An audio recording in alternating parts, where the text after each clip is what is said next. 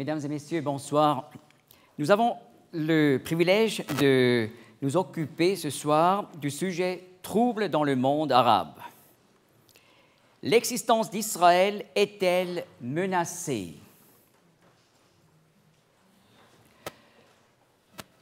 Nous regardons en arrière, 2010-2011. Voilà l'époque où des révolutions, des troubles et guerres civiles, finalement, ont commencé dans le monde arabe. Ça a commencé en Tunisie, n'est-ce pas, vous vous rappelez? Ensuite, des protestations en Égypte, et les mass-médias parlaient d'un printemps arabe.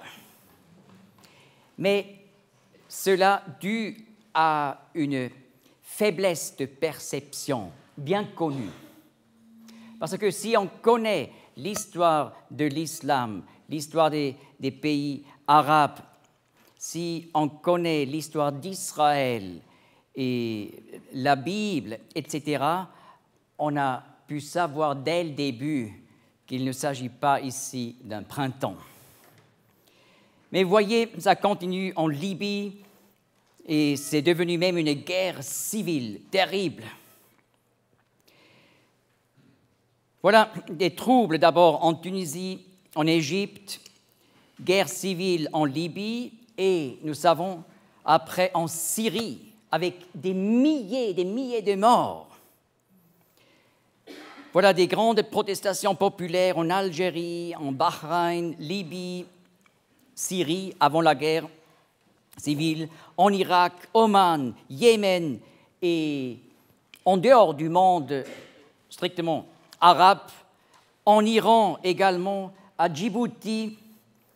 Et voilà, il y avait aussi des autres protestations moins importantes, mais quand même, au Koweït, Liban, Mauritanie, au Maroc, Arabie Saoudite et Sahara occidental et au Soudan.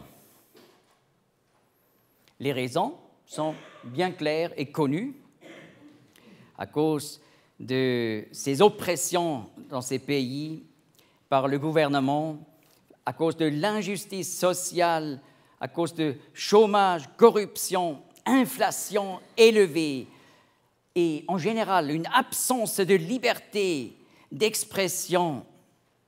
Et il y a là, chez une partie de la population au monde arabe, un désir de démocratie et de liberté. Mais dès le début, lorsqu'on a observé ces protestations, on aurait dû réaliser, remarquer cette absence frappante de revendications. Par exemple, en général, une absence de revendication de liberté dans l'islam, où on réalise aussi en général, aucune critique de l'antisémitisme, critique de la haine des Juifs dans le monde arabe ou islamique. En plus, une absence de critique concernant la persécution des chrétiens dans le monde islamique. Mais pourquoi, dans les protestations, ce n'était pas normalement, il y avait des exceptions, un sujet? Eh bien, lorsque on a pu observer depuis l'Europe ces révolutions et protestations, il fallait réfléchir en arrière. 1979, voilà la révolution en Iran. Et c'était une révolution islamique. Voilà l'époque où on a expulsé le Shah. Mais dès le début, on a compris dans le monde islamique cette révolution comme une révolution exemplaire. Ce qui s'est passé en Iran devrait se passer dans tous les pays islamiques. Tous les gouvernements dans les pays islamiques, bien entendu, gouvernements musulmans, devraient être renversés et remplacés par des gouvernements qui appliquent le droit islamique, la charia, à 100%. On a considéré les gouvernements musulmans comme étant pas des vrais gouvernements musulmans. Donc, dès cette époque, on aurait dû s'attendre à des révolutions dans les autres pays. Et pour moi, c'était une surprise que ces protestations et révolutions ne sont pas arrivées déjà avant 2010. En fait, c'était assez tard, mais enfin, 2010, ça a commencé. Mais le plan était déjà longtemps ici pour renverser les gouvernements. Et lorsque on parle de l'Iran, pensez au 3 août 2005. Voilà le jour où Mahmoud Ahmadinejad devient président de l'Iran. Son objectif est d'anéantir Israël. Et voilà son programme atomique pour insister sur le but, sur l'objectif d'anéantir Israël. Ensuite, il faut voir le lien de l'Iran avec Gaza, avec la Hamas, et son lien avec le Liban par l'organisation terroriste de Hezbollah, et le lien avec la Syrie, avec Al-Assad.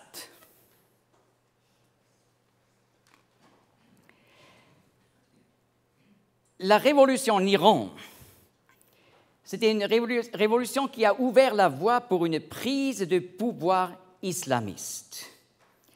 Et il faut voir les différentes forces qui sont là présentes.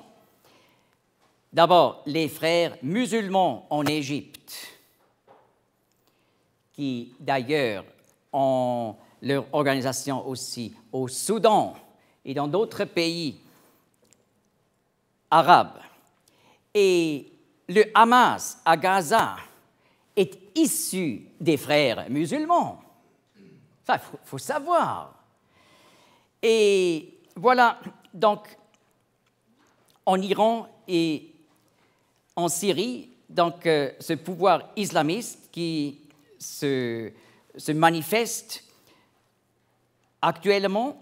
Et il faut savoir, Al-Qaïda en Irak est en fait aussi une organisation qui est idéologiquement issue des frères musulmans de l'Égypte.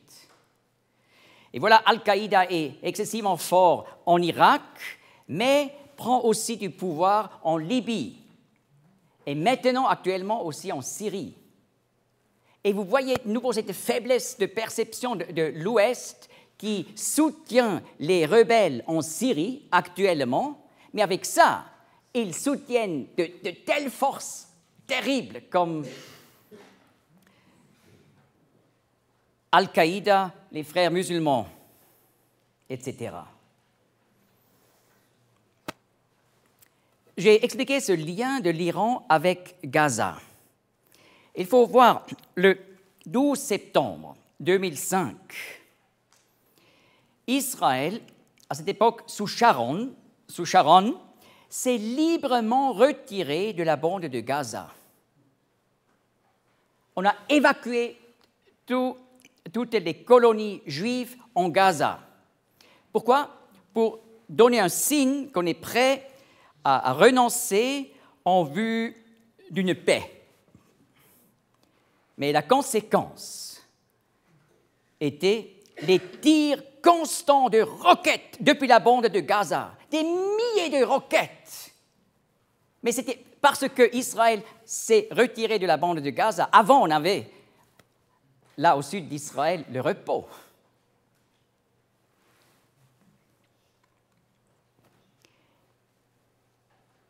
Et voilà, la démocratie, on voit en Gaza, sert de tremplin à la radicalisation.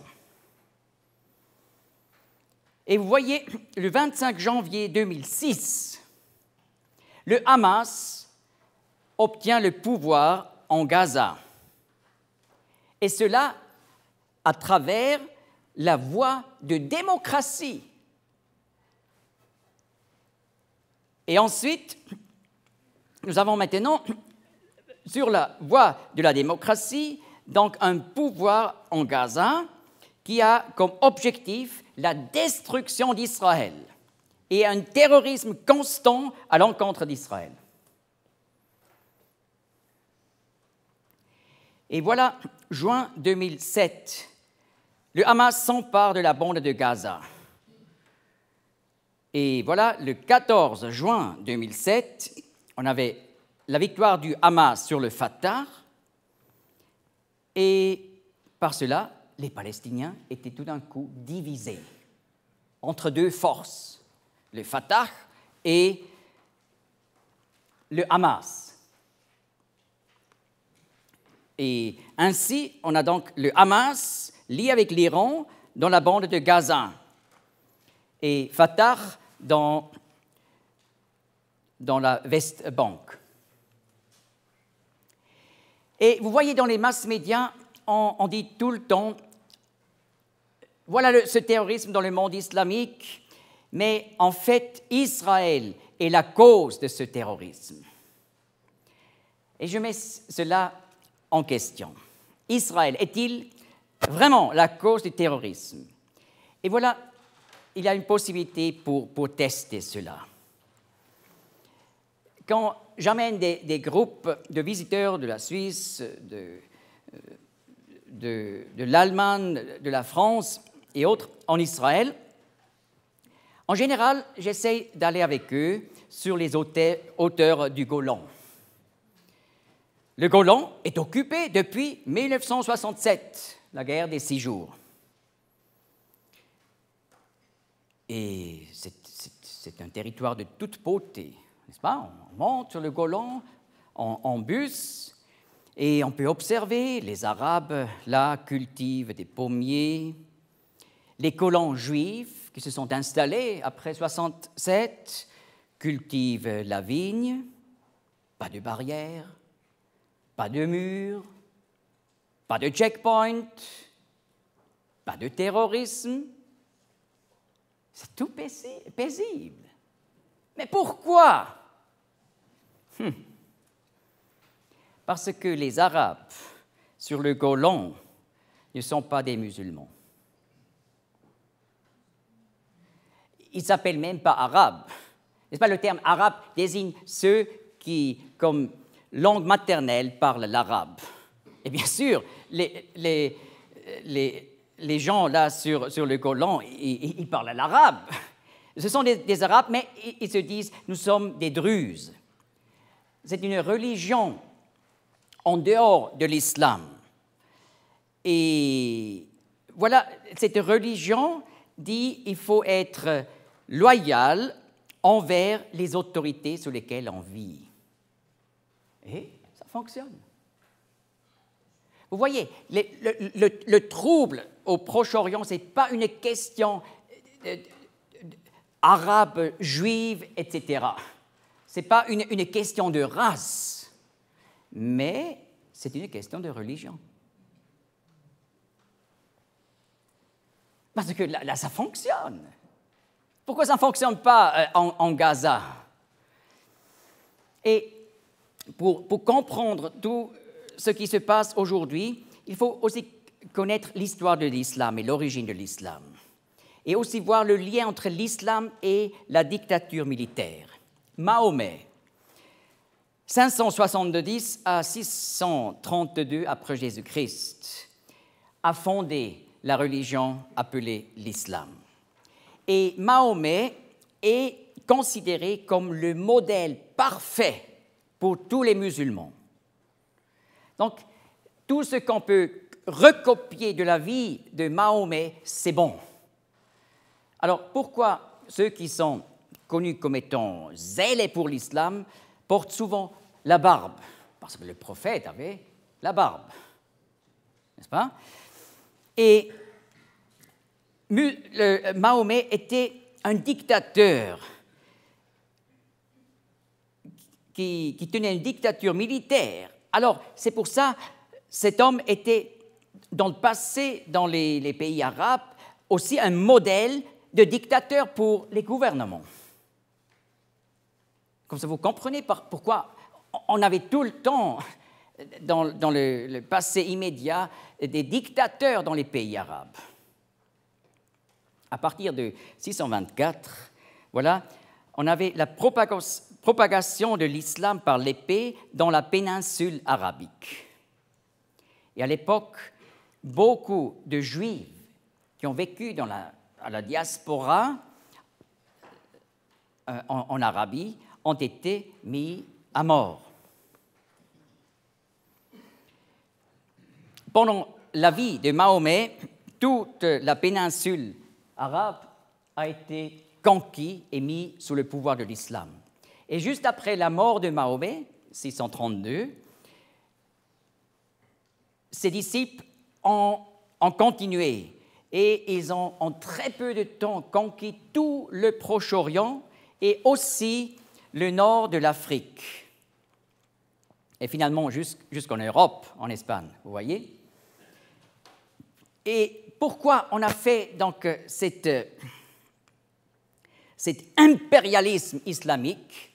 Parce qu'on se basait sur le Coran qui, dans la sourate 2, 194, dit « Combattez-les », les non-musulmans, « Combattez-les jusqu'à ce qu'il n'y ait plus d'association et que la religion soit entièrement à Allah seul. » Donc le but est de soumettre pas seulement la péninsule arabe au pouvoir de l'islam, mais le monde entier. Vous voyez, j'ai expliqué juste après la mort, les musulmans sont entrés à Jérusalem. Ils ont fait la conquête 638. Ensuite, ils ont mis le dôme du rocher, 682 après Jésus-Christ, sur l'esplanade du temple juif. Le temple juif a été détruit déjà par les Romains, 70 après Jésus-Christ, mais les musulmans ont mis le dôme du rocher exprès sur le rocher qui était le fondement autrefois du temple juif, c'est-à-dire en particulier du lieu très saint du temple, pour montrer que l'islam domine sur le judaïsme. Et la coupole, on a mis exprès plus haut que la coupole de l'église du Sépulcre à Jérusalem, pour montrer que l'islam est au-dessus du christianisme. Et chaque jour, on annonce depuis l'esplanade et dans tout le monde islamique la phrase « Allahu Akbar », ce qui est souvent traduit par « Allah est grand », ce qui est faux. Ce serait « Allahu Kabir ». Mais « Akbar », c'est le comparatif. Allah est plus grand ou le plus grand. N'est-ce pas? L'islam est au-dessus du judaïsme, au-dessus du christianisme.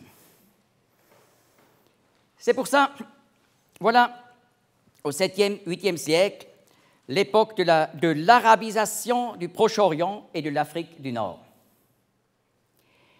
Et maintenant, il faut que je vous explique une doctrine fondamentale dans l'islam orthodoxe, donc l'islam central. Ce n'est pas un enseignement extrémiste. C'est l'enseignement qui dit, sur la base du Coran, que le monde est partagé en deux parties. Dar ul-Islam, la maison de l'islam, et Dar ul-Harb, la maison de l'épée. Et voilà, tout territoire qui a été un jour sous la domination de l'islam ne doit plus jamais être dominé par des chrétiens, des juifs ou des païens.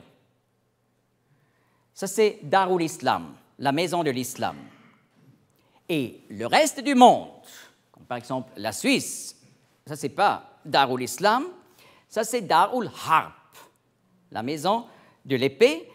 Ça fait partie du reste du monde qui doit encore être conquis par le djihad, Le djihad, c'est la guerre sainte ou aussi simplement le zèle saint pour apporter l'islam. Et maintenant, vous comprenez le pays d'Israël. C'est devenu Dar ou l'islam. Et c'est pour ça, selon la compréhension islamique, on ne peut pas faire un compromis avec les Juifs. Ils ne peuvent pas avoir un État juif sur un territoire islamique. Impossible. Il ne s'agit pas de la question si on donne la bande de Gaza et des autres parties occupées aux Arabes. Non, il faut donner tout. Et voilà l'histoire de la déjudaïsation du pays d'Israël. Il y a 2000 ans, Jésus-Christ est venu, mais il a été rejeté par la masse de son peuple comme Messie. Il a été crucifié.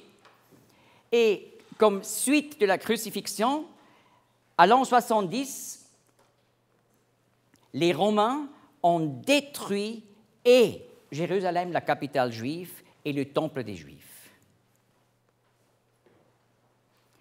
Et par conséquent, il y a eu une expulsion des Juifs par les Romains du pays d'Israël. Et voilà, 638 après Jésus-Christ, les musulmans arrivent de la péninsule arabe. Et depuis, il y a eu une expulsion continuelle des Juifs du pays d'Israël. Et voilà le point tout en bas à 1800 après Jésus-Christ. À cette époque-là, il y avait encore 5000 Juifs. Il y avait toujours, à travers les siècles, une présence juive au pays. Donc, les Juifs n'étaient jamais complètement découpés du pays, même que la plus grande partie était dispersée sur les 5 continents du monde. Mais il y avait toujours une communauté juive, mais ça descendait de plus en plus jusqu'à 1800, 5000 Juifs encore au pays d'Israël, qui à l'époque était appelé la Palestine. Et à ce moment-là, j'aimerais introduire une nouvelle pensée. Que dit la Bible concernant l'avenir des Juifs? Eh bien, la Bible a toujours parlé, déjà dans l'Ancien Testament, avant l'ère chrétienne, du retour des Juifs du monde entier après une longue période de dispersion et d'absence d'État. Alors, on a toujours pu savoir, un jour les Juifs doivent revenir. Et je vais vous montrer vraiment directement à partir du texte biblique. Par exemple, en Ézéchiel 36, 24, écrit au VIe siècle avant Jésus-Christ, donc longtemps avant l'expulsion des Juifs, là Dieu parle au peuple d'Israël, « Et je vous prendrai d'entre les nations, et je vous rassemblerai de tous les pays, et je vous amènerai sur votre terre. » Ou encore, dans le livre d'Osée, écrit au 8e siècle avant Jésus-Christ, chapitre 3, verset 4, « Car les fils d'Israël resteront beaucoup de jours sans roi et sans prince. » Ça veut dire sans État. Mais après, ça continue, « Ensuite, les fils d'Israël retourneront. » C'est-à-dire retourneront au pays des ancêtres.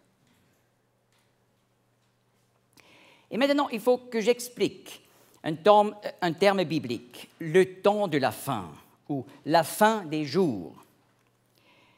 Ce terme ne parle pas de la fin du monde, mais le temps de la fin, c'est toujours l'époque qui précède le retour du Messie, de Jésus-Christ, en tant que roi et juge du monde. Alors, on peut dire le temps de la fin est maintenant une réalité, car depuis 1882, les Juifs commencent à retourner en masse au pays des ancêtres. Vous voyez, 1800, encore 5000. Et quelques temps après, la première grande immigration, la deuxième, la troisième, la quatrième. Et vous voyez sur ce schéma la première venue de Jésus-Christ comme Messie souffrant qui est venu pour mourir pour nos péchés. Mais les prophètes ont annoncé, dans la suite, lorsque le Messie sera rejeté par son peuple, la masse des Juifs sera expulsée du pays et dispersée dans le monde entier. Mais les mêmes prophètes ont enseigné que le Messie va revenir comme le Messie régnant. Il va venir un jour, et dans l'époque avant sa venue, les Juifs vont retourner du monde entier. Vous voyez, cette époque dans laquelle nous nous trouvons actuellement est, selon la Bible, le temps de la fin. J'ai expliqué, non pas la fin du monde, mais la fin de cette longue période entre la première et la deuxième venue de Jésus-Christ. C'est ça, la fin de cette longue période. D'ailleurs, la première venue de Jésus-Christ est appelée en 1 Jean 1 le commencement. C'était le commencement. Et maintenant, nous sommes au temps de la fin, où il va revenir.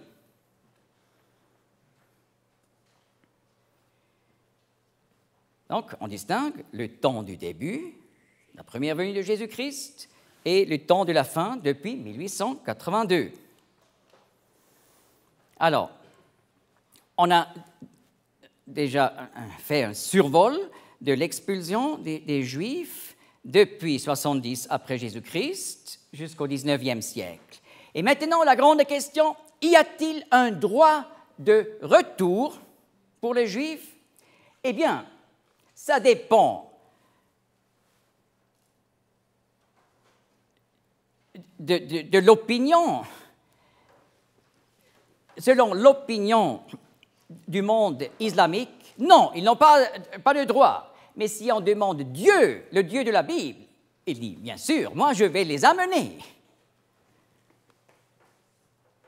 Et nous sommes maintenant des témoins oculaires, comme depuis 1882 jusqu'à 2013, plus de 3 millions de Juifs sont retournés de tous les 5 continents du monde, d'environ 130 pays différents. Et aujourd'hui, on a plus de 5 millions de Juifs en Israël.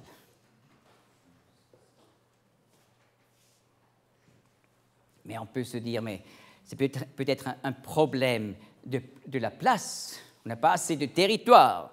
Mais le monde arabe est 113 fois plus grand qu'Israël. Il y a assez de la place. Mais beaucoup de territoire est simplement désert. Pas de problème. Les Juifs ont montré qu'on peut transformer le désert en des verdures. Et ils sont prêts aussi de donner cette connaissance au monde arabe, comme ils le font par exemple en Afrique noire. Alors, que dit la Bible quant à la fin du temps?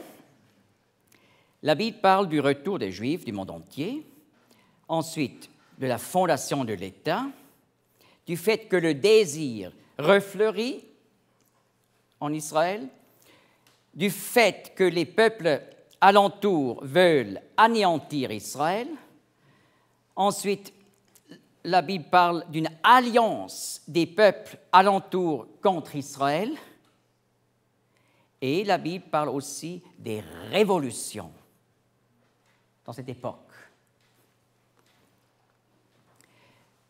j'ai déjà montré la prophétie d'Ézéchiel 36 qui parle du retour des Juifs, n'est-ce pas? C'est notre premier exemple. Deuxième exemple, fondation de l'État juif, ce qui s'est réalisé le 14 mai 1948. Et voilà la prophétie en Ésaïe 66, verset 8.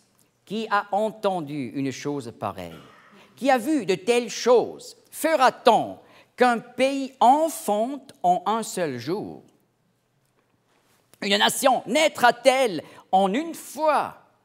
Car aussitôt que Sion, Jérusalem, a été en travail, elle a enfanté ses fils. Voilà, il est question de ce jour où une nation sera enfantée. Eh bien, ça s'est accompli à ce jour précis. Troisième point, le désert refleurit. Retournons à Ézéchiel 36, où en verset 24, nous avons lu du retour des Juifs. Et ensuite, au verset 34, il faut que j'explique encore avant, n'est-ce pas, le pays d'Israël, à l'époque de Jésus-Christ, était un pays qui ruisselait de lait et de miel. Mais à l'an 70, lorsque les Romains ont détruit Jérusalem, ils ont aussi détruit l'écologie. Et plus tard, encore plus, ils ont intentionnellement détruit le pays. Et plus tard, il y avait encore d'autres raisons au cours de l'histoire qui a mené au fait que ce pays qui fleurissait un jour est devenu un désert. Et maintenant, nous lisons en Ézéchiel 36-34, « Et le pays désert sera labouré, au lieu d'être une désolation aux yeux de tous les passants. Et ils diront, ce pays qui était désolé est devenu comme le jardin d'Éden. Et les villes ruinées et désertes et renversées sont fortifiées et habitées. Et voilà, les Juifs ont planté 240 millions d'arbres. Ils ont établi une agriculture moderne, grandiose, je dois dire, et on fait aujourd'hui même l'exportation de fleurs. Un jour, j'avais parlé sur ce sujet en Hollande, alors j'ai expliqué qu'ils ne sont pas les seuls. Et voilà, point 4, les peuples alentours veulent anéantir Israël. Lisons Psaume 83, verset 4. Ils ont dit, « Venez et exterminons-les, de sorte qu'ils ne soient plus une nation et qu'on ne fasse plus mention du nom d'Israël. » C'est le langage actuel.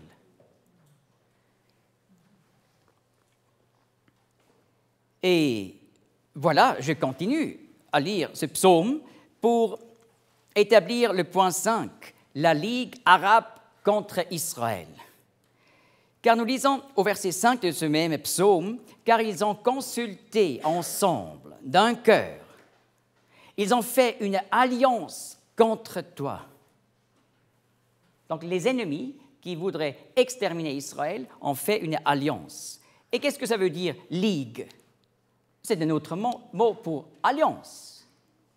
Et voilà, on a fait l'alliance arabe vers la fin de la Deuxième Guerre mondiale, 1945, pour aller contre l'idée d'un État juif. Et c'était juste les pays d'alentour d'Israël qui étaient au début membres de cette ligue. Aujourd'hui, ce sont 22 nations, mais à la première heure, juste les nations autour. Ils ont fait une alliance avec le but de détruire Israël. Et on peut continuer dans ce psaume où on peut lire « Car ils ont consulté ensemble d'un cœur, ils ont fait une alliance contre toi. » Qui? Donc, verset 6. « Les tentes d'Édom et les Ismaélites, Moab et les Agaréniens, Gébal et Ammon et Amalek, la Philistie avec les habitants de Tyr, Assur aussi, s'est joint à eux. Ils servent du bras aux fils de Lot. » Vous voyez, bien sûr, la Bible utilise les termes de l'Antiquité, mais c'est très facile de traduire ces termes, en général. Prenez un lexique biblique et vous regardez qu'est-ce que ça veut dire, Édom. Édom, c'était la région du sud de la Jordanie actuelle, où Édom, il est aussi appelé Ésaü, avait son territoire. Moab, c'était un peuple à l'autre côté de la mer Morte, donc au milieu de la Jordanie actuelle, et Ammon, un autre peuple au nord de la Jordanie actuelle. Et le nom de la ville capitale, Amman, vient encore de ce terme de peuple Ammon. Eh bien, ces termes indiquent le territoire de la Jordanie actuelle, et je peux vous dire, un des membres fondateurs de la Ligue arabe était la Jordanie. Ils servent de bras aux fils de Lot, n'est-ce pas? Les pères des nations Moab et Ammon étaient des fils de Lot. Ensuite, au verset 6, nous avons le terme ismaélite. Et voilà, Ismaël était le père de plusieurs tribus arabes. Pas tous les tribus arabes sont des descendants d'Ismaël, mais plusieurs. Et ils ont particulièrement colonisé le territoire de la péninsule arabe. Donc, ismaélite, ça indique le territoire de l'Arabie saoudite actuelle et du Yémen. Et ces deux nations étaient également membres fondateurs de la Ligue arabe. Ensuite, Gebal et Tyr, au verset 7, ce sont des noms de villes au Liban actuel, au sud et au nord. Et voilà, cela indique le territoire du Liban actuel, qui était aussi un membre fondateur de la Ligue. Ensuite, les Agaréniens. Là, il s'agit d'une tribu de l'Antiquité qui avait ses colonies au sud de la Syrie et aussi au nord, tout au nord de la Jordanie actuelle. Donc, ce terme indique, dans ce texte poétique, le territoire de la Syrie actuelle, et la Syrie actuelle était aussi un membre fondateur. Ensuite, le verset 7 parle d'Amalek, un peuple qu'on connaît comme lecteur de la Bible assez bien, parce que après la sortie des Israélites du delta du Nil en Égypte, ils sont entrés dans le désert du Sinaï. Et là, la première nation à aller contre Israël, c'était Amalek, dans le désert du Sinaï, qui est actuellement territoire de l'Égypte. Et voilà, l'Égypte était également un membre fondateur de la Ligue. Et ensuite, le verset 8, Assur, ou Assur si vous voulez. C'est un terme pour un peuple et un empire qui se trouve au nord de l'Irak actuel. Et vraiment, l'Irak moderne était un des membres fondateurs. Il reste encore un terme, parce que maintenant, j'ai mentionné toutes les nations fondateurs de la Ligue arabe. Mais on a en plus encore la Philistie. Le terme la Philistie désigne dans l'Ancien Testament cette bande au long de la Méditerranée, où il y avait par exemple la cité de Gaza. Donc le terme la Philistie désigne directement le territoire actuel de la bande du Gaza. Et pourquoi on a fait en 1945 cette Ligue arabe en vue des Palestiniens, en vue de la Philistie. Et voilà, ils n'ont pas pu prévenir la fondation d'un État juif. En 1948, l'État était fondé. La prophétie biblique s'est accomplie. Mais dans la suite, il y avait 3 tentatives d'anéantir complètement Israël par ces nations et leurs alliés encore. 1948-49, voilà la guerre d'indépendance. Mais à la fin, Israël était victorieux. Un deuxième essai, 1967, à l'aide de l'Union soviétique, ils essayaient de détruire Israël. Et voilà la guerre des 6 jours, et Israël est de nouveau victorieux. On s'est dit, il faut le faire encore une fois, mais sans prévenir Israël de nos plans. Et voilà, 1973, la guerre du Yom Kippour, une guerre terrible. Mais à la fin, Israël est de nouveau victorieux. Mais le but, ce n'était pas de vaincre Israël, c'était vraiment de détruire Israël. Et j'ai mentionné encore un 6e point, révolution. Le Seigneur Jésus, dans son discours sur le mont des Oliviers, mardi avant la crucifixion, là, il a expliqué aux disciples plus qu'une vingtaine de signes des derniers jours. Et parmi ces signes, il mentionne des révolutions. Marc 13, verset 8. « Et il y aura des famines et des troubles, en grec tarachai. Ce sont des commencements de douleur de l'enfantement. » Et Luc 21, 9.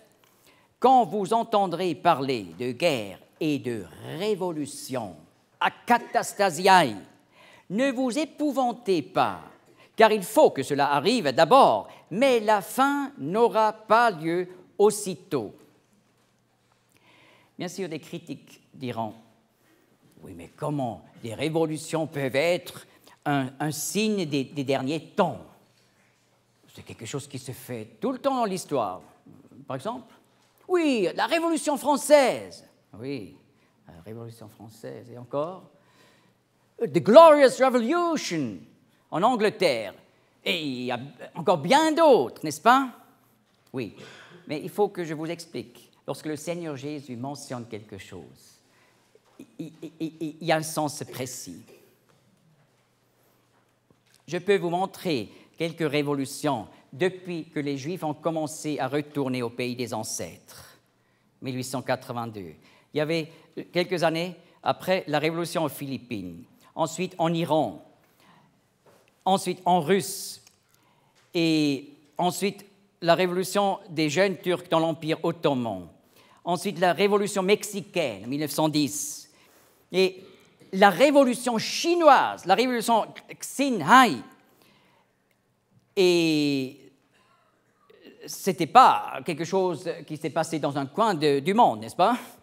Ensuite, la révolte arabe pendant la Première Guerre mondiale, la révolution de février en Russie, aussi pendant la Première Guerre mondiale, et juste après, la révolution communiste d'octobre en Russie, et ensuite la révolution de novembre en Allemagne, la révolution des astres en Hongrie, et vous voyez, je peux continuer là jusqu'à 26, et je peux aller jusqu'à 36, tout en mentionnant encore 35, révolution du cèdre au Liban, 2005, révolution de jasmine en Tunisie, 2010, 2011, etc. Et je peux vous avertir encore que j'ai toute une liste de 334 révolutions depuis 1882 jusqu'à aujourd'hui. C'est quand même impressionnant, n'est-ce pas? Mais une bonne partie sont dans cette liste, maintenant, les révolutions dans le monde arabe. Et vous voyez, ça fait partie du plan prophétique. Mais si on regarde seulement ces choses-là dans le monde arabe et on dit, voilà, des signes des derniers temps, c'est trop faible. Ça, c'est trop peu. Mais il faut voir l'ensemble. Et là, c'est vraiment une preuve où on ne peut pas aller contre. Voyez encore une fois les 2 apparitions de Jésus-Christ. Et nous avons déjà compris ce système de la prophétie biblique, n'est-ce pas? Ici, j'ai finalement encore ajouté les révolutions en Égypte, guerre civile en Libye, avec révolution, Yémen, Syrie, Oman, Yémen, Iran, Djibouti. Et comme je vous ai dit, en tout, plus de 330 révolutions et troubles dans cette époque de 130 ans. Donc, nous voyons que le temps de la fin est déjà une époque de 130 ans. Et cette époque est caractérisée par le retour permanent des Juifs du monde entier, de millions de Juifs, n'est-ce pas, à travers les années, les décennies jusqu'à aujourd'hui. Et ici, sur ce plan, j'ai indiqué en vert, symboliquement, toutes les prophéties de la Bible parlant des derniers jours qui sont déjà accomplis depuis 1882 jusqu'à aujourd'hui. Et voilà, j'ai fait des listes avec plus de 175 prophéties accomplies. Comme j'ai déjà mentionné cet après-midi, mon livre sur ce sujet, avec les listes incluses en détail, va sortir la semaine prochaine. Sommes-nous vraiment dans les derniers jours?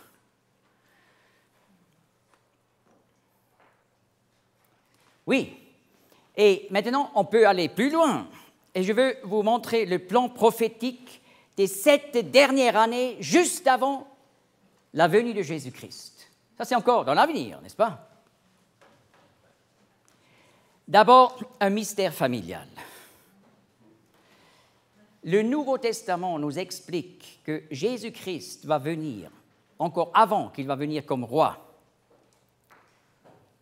pour chercher tous ceux qui l'ont accepté comme sauveur et qui font partie de l'Église de Dieu, du christianisme.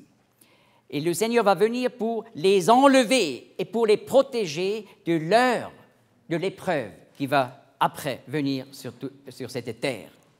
Et l'enlèvement est un mystère parce que vous le trouverez jamais mentionné dans l'Ancien Testament. Seulement dans le Nouveau Testament, Dieu a révélé. Et toutes ces révélations, toutes nouvelles dans le Nouveau Testament, sont appelées des mystères. Voilà le mystère de l'enlèvement. Et il n'y a aucun événement qui devrait se passer avant l'enlèvement. Donc, l'enlèvement pourrait se faire aujourd'hui ou demain. N'est-ce pas? De toute façon, on ne peut pas calculer. Mais beaucoup de gens qui parlent de pouvoir calculer, ils se demandent, mais dans combien d'années Jésus-Christ va revenir? C'est stupide de dire ça, dans combien d'années, si c'est possible aujourd'hui.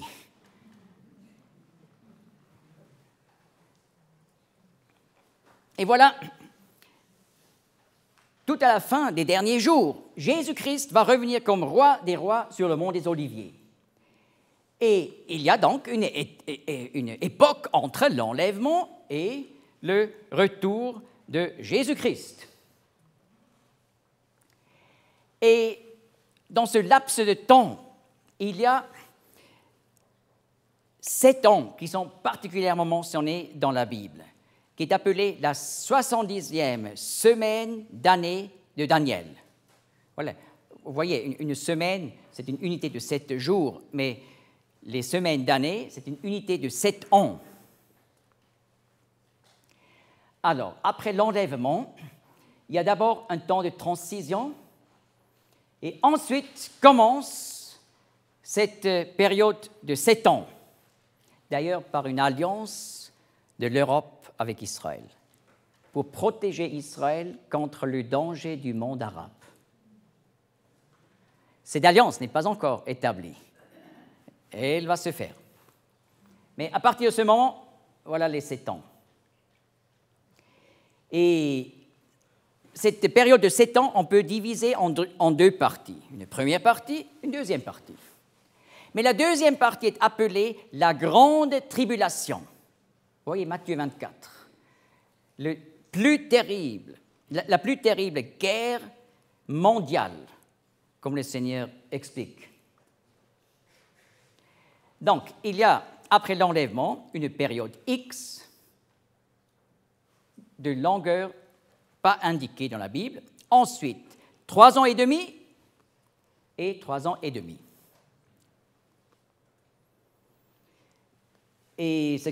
ce qui est au milieu de cette période de 7 ans est très, très important. Parce que c'est le moment où l'Antichrist va profaner le temple juif à Jérusalem.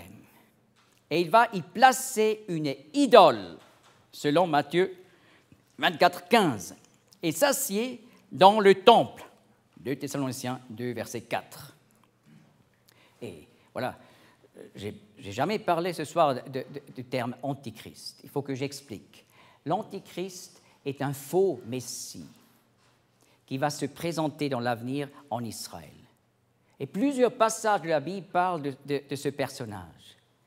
Et il va séduire la masse en Israël tout en disant « Moi, je suis le Messie. Et maintenant, je vous apporte la délivrance de toute cette oppression des nations qui sont contre vous. »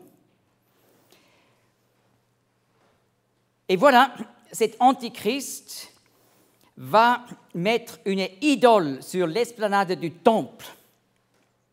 Et la masse en Israël va accepter cette idolâtrie. Et ce sera un péché si grave pour Israël que Dieu, à ce moment-là, va enlever sa main protectrice d'Israël. Depuis 1948, Dieu a tout le temps protégé Israël contre les plans d'une élimination totale.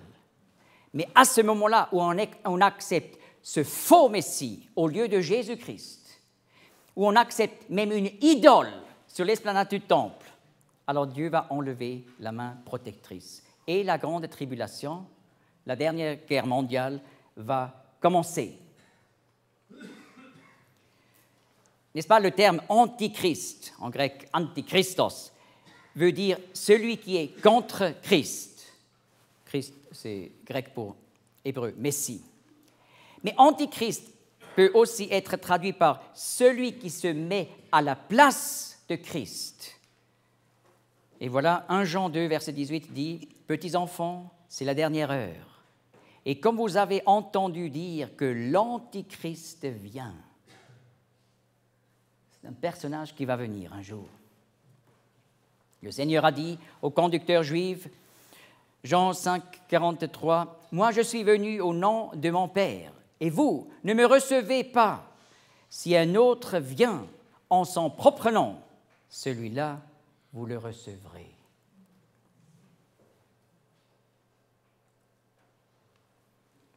Et voilà, en Matthieu 24, 15, le Seigneur Jésus dit, « Quand donc vous verrez l'abomination de la désolation dont il a été parlé par le prophète Daniel, établi dans le lieu saint, que celui qui lit comprenne. » Et voilà, le Seigneur explique, cette idole est le signe que tout de suite après, la grande tribulation, la dernière guerre mondiale, va commencer.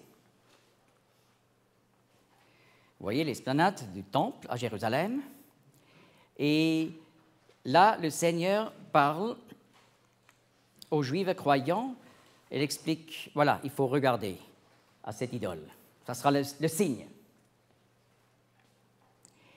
Et le Seigneur explique en Matthieu 24, 16, « Alors que ceux qui sont en Judée s'enfuient dans les montagnes, car alors il y aura une grande tribulation telle qu'il n'y en a pas eu depuis le commencement du monde jusqu'à maintenant, et qu'il n'y en aura jamais plus. » Mais, vous voyez, la Bible nous explique dans plusieurs passages, après l'enlèvement de l'Église, il y aura un réveil en Israël. Et d'abord, 144 000 vont accepter Jésus-Christ comme le Messie juif. Apocalypse 7 parle de ces 144 000. Et ils vont lire le Nouveau Testament. Et lorsqu'ils voient cette idole, ils vont prendre la fuite sur les montagnes pour, selon Ésaïe 16, verset 3, aller en Moab, c'est-à-dire sur les montagnes à l'autre côté de la mer Morte, pour se réfugier. Qu'est-ce qui va se passer après? Je vais l'expliquer. Et voilà, en Daniel 11, 40 à 45, nous avons cette description de cette guerre du Nord. Et il faut que je vous explique. Daniel 11, les versets 1 à 35 sont accomplis à la lettre, longtemps dans le passé. Et au verset 35, le prophète saute au dernier jour. Et puisque par les autres passages, nous savons, les derniers jours, c'est l'époque où les Juifs vont retourner au pays des ancêtres, il est clair, à partir du verset 36, nous sommes dans notre époque, dans le sens le plus large du terme. Et voilà, dans les versets 36 à 39, vous avez une description de l'Antéchrist qui va venir dans l'avenir. Et au verset 40, ça continue. Et au temps de la fin, vous voyez, encore une fois, c'est précisé. Et au temps de la fin, le roi du Midi heurtera contre lui, contre l'Antichrist, qui dominera Israël à cette époque. Et le roi du Nord fondra sur lui comme une tempête, avec des chars et des cavaliers, et avec beaucoup de navires, et entrera dans le pays, et inondera et passera outre. Voyez les termes, le roi du Sud et le roi du Nord. Nous pouvons exactement expliquer ce que ça signifie parce que nous connaissons exactement la prophétie accomplie. Et voilà le terme « le roi du Sud » se trouve à plusieurs reprises dans les versets 1 à 35 et ça désignait toujours l'Égypte. C'est-à-dire ce bloc après la mort d'Alexandre le Grand qui était donc l'Égypte, lorsque l'empire d'Alexandre était divisé. Et voilà, le terme « le roi du Nord » désignait toujours la Syrie. Mais il faut que je vous explique, pas ce petit territoire de la Syrie actuelle seulement, mais plus, parce que c'était aussi une des 4 grands parties dans lesquelles l'empire d'Alexandre le Grand avait été divisé. Et voilà, le roi du Nord, c'est la Syrie actuelle avec le Liban. Mais avec des territoires de la Turquie actuelle et de Turkménistan, Ouzbékistan, Tadjikistan, Afghanistan, Pakistan, Irak et Iran. Mais ce sont des pays qui aujourd'hui sont tous musulmans. Et voilà, ils vont venir contre Israël. Joël 2 dit « ce sera une armée aussi grande comme jamais une armée dans l'époque précédente est venue contre Israël. » Cette attaque catastrophique venant du Nord, et pas seulement décrite en Daniel 11, 40 à 45, mais aussi en Joël 2, déjà Joël 1, Michée 5, Ésaïe 28 et 29, Psaume 83, Zacharie 12 à 14 et encore beaucoup d'autres passages. Mais nous avons lu d'abord le roi du Midi attaquera Israël. Avec ça, Israël sous l'Antichrist sera occupé au sud, l'Égypte, contre Israël. Voyez, plus de paix avec Israël. Et vous voyez ce qui se passe aujourd'hui en Égypte. Ça a tout changé. Et au temps de la fin, le roi du Midi heurtera contre lui. Et ça donne donc l'occasion pour l'attaque catastrophique venant du Nord, sur la mer Méditerranée et sur la terre. Et au temps de la fin, le roi du Midi heurtera contre lui et le roi du Nord fondra sur lui comme une tempête, avec des chars et des cavaliers et avec beaucoup de navires. C'est pour ça que j'ai indiqué aussi les navires. Et entrera dans le pays et inondera et passera outre. Et il viendra dans le pays de beauté, c'est le pays d'Israël. et plusieurs pays tomberont, mais ceux-ci échapperont de sa main. Et au sud de la Jordanie actuelle. Et Moab, oui bien sûr, là où les 144 000 Juifs vont prendre refuge. Et les principaux des fils d'Ammon. Donc le nord de la Jordanie seulement partiellement épargné. Et il étendra sa main sur le pays, et le pays d'Égypte n'échappera pas. Donc il y a ici aussi un conflit dans le monde islam, comme c'est commun, n'est-ce pas? Ils sont contre les autres, mais ils sont toujours en bataille entre eux. Et il aura sous sa puissance les trésors d'or et d'argent, et toutes les choses désirables de l'Égypte, et les Libyens et les Soudanais suivront ses pas. Vous voyez, la Libye, qui sera avec la Syrie, contre l'Égypte. Et il y a encore les Soudanais, aussi avec les Syriens. Vous voyez, en hébreu, il y a le terme Cush. Le terme Cush dans la Bible, c'est toujours le territoire au sud de l'Égypte. Souvent, on traduit par Éthiopie, mais dans l'Antiquité, le Soudan était appelé l'Éthiopie. Vous voyez? Donc, c'est le Soudan. Les Soudanais suivront ses pas, mais des nouvelles de l'Orient et du Nord l'effrayeront. Vous voyez, il y a encore des autres nations qui vont intervenir. De l'Orient, comme le dit Apocalypse 16, les rois de l'Orient vont aussi venir. Il y a quelques puissances à l'Orient, n'est-ce pas, vous savez. Et du Nord. Alors, il aura de la peur. Mais des nouvelles de l'Orient et du Nord l'effrayeront, et il sortira en grande fureur pour exterminer et détruire entièrement beaucoup de gens, et surtout les Israélites. Et il plantera les tentes de son palais entre la mer, la Méditerranée, et la montagne de Sainte Beauté. Qu'est-ce que c'est, cela? Le mont du Temple, à Jérusalem.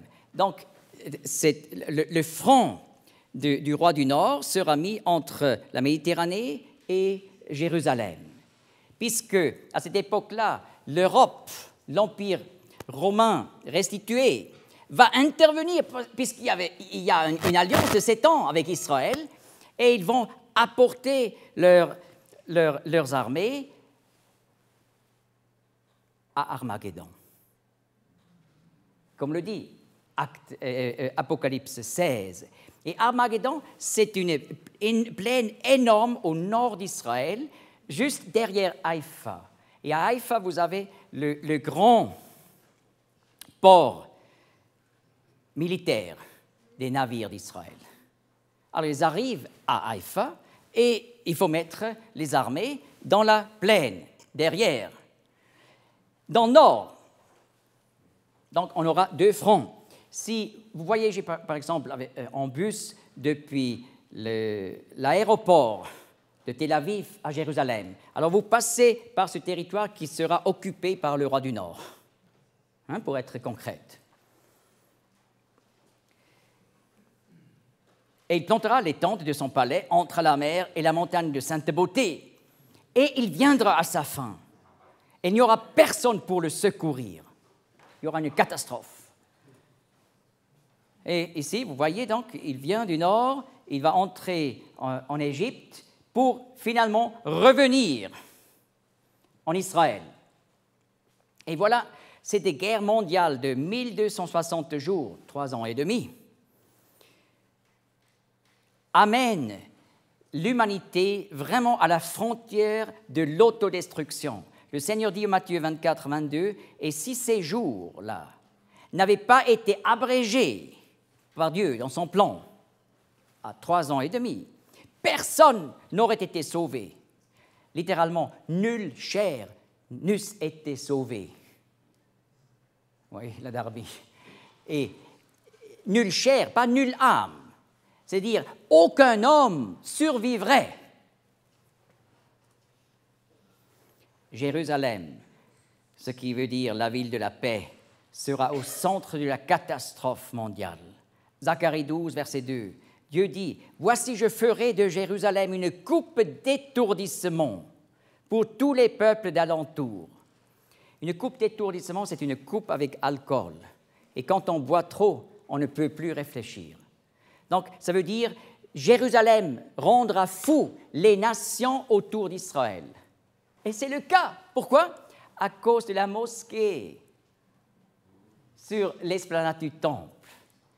Ils disent, c'est le lieu le plus important après la Mecque et Médine.